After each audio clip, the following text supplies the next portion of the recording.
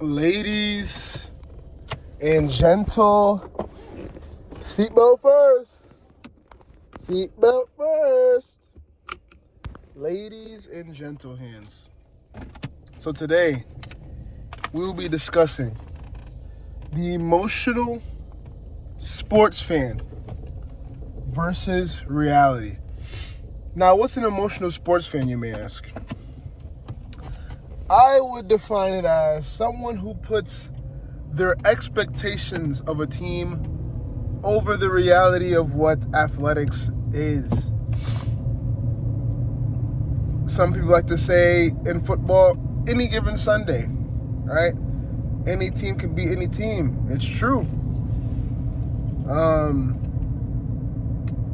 The emotional fan I've seen grow so much, especially with the growth of social media and opinionated topics as podcasts and fan accounts, especially on Twitter or YouTube, to where the emotional fan takes out the facts of being an athlete, right? Takes out the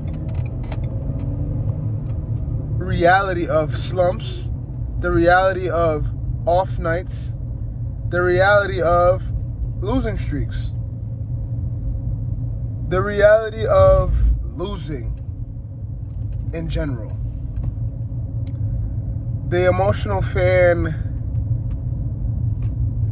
just doesn't understand what it is to be a part of sport.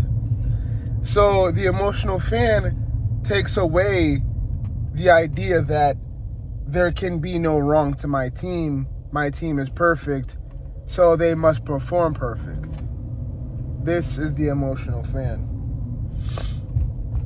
And I've seen it a lot as a New York sports fan. I've seen it a lot more so with the Yankees than the Knicks. Why? Well, for a long time, the Yankees have been better than the Knicks.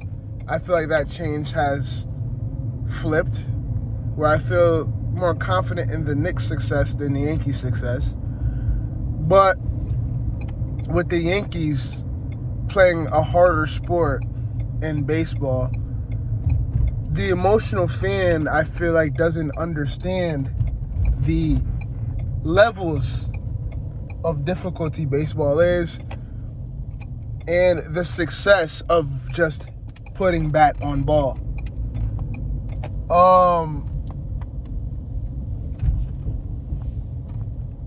With the Yankees, the expectation is World Series or bust. The expectation is that we will be the best team in the league. And that expectation is valid. That expectation is, what you want, right? Especially when you have a history of being the best team, when you have a history of spending money to sign these guys, and you want them to perform at the level of what you have paid for. But the emotional fan takes out the consideration of what can and ultimately will happen. Bad games, bad stretches of games, bad months of games, bad days of games. There is no reality, just expectation to the emotional fan. So how do we get out of this?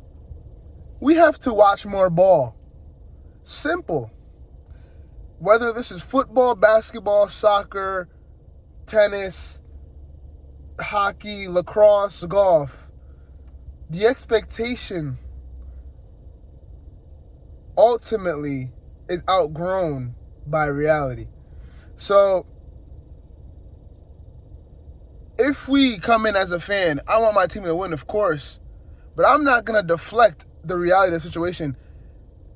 Let's just take Volpe into instance. I'm not going to say, Volpe, I'm going to say, Volpe, you should be hitting this. But I'm not going to deflect the reality of the fact that he's not doing this and this. So I'm not going to have an expectation on him to be this player and then instantly, harp on him being the worst shortstop in the league, as a fan, I'm going to be like, Volpe's struggling. He doesn't got it. He doesn't have it this season. Okay.